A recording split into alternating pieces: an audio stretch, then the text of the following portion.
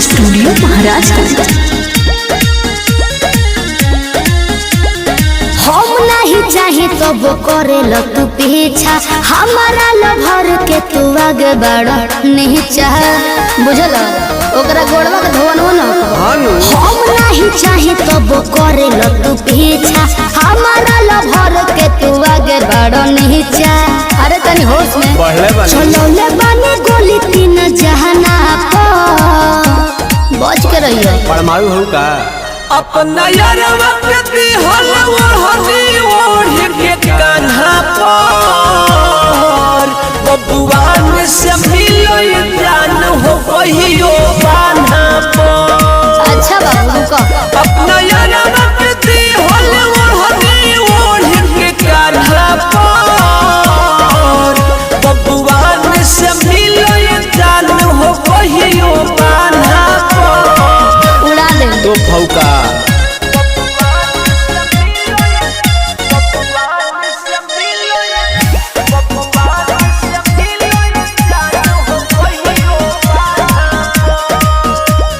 काहे खाती हो खल चाहो तारो बर्बाद हो। तोहरे कसम ओकर लाश से हमला दो हो। अरे तो हम गोली से उड़ा दे बुझलो। तो फौका ए काहे खाती हो खल चाहो तारो बर्बाद हो।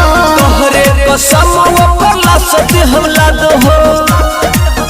सुबह शाम घूमे जाला वो तो थाना पर जेल में बंद करवाती। गिरवाओ तरीका अपना यारवा के दिहल ओढ़नी ओढ़ के कान्हा पर काहे हो बबुआन से मिलो जान हो कहियो बान्हा पर। अरे जाना पागल तुम।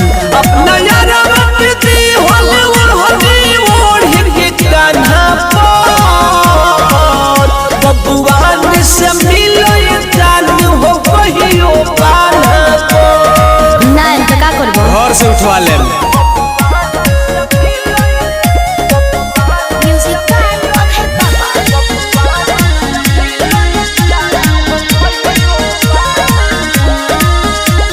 ज्यादा अधूरई कुंदन सिंह जइब जेल में। राजपूत दीपक मजा ले ला यही खेल में। सब मजा छूट जाए। बहुत छुड़ावे ला भइले बड़े सुनो अरे ज्यादा अधूरई कुंदन सिंह जइब जेल में। राजपूत दीपक मजा ले ला यही खेल में।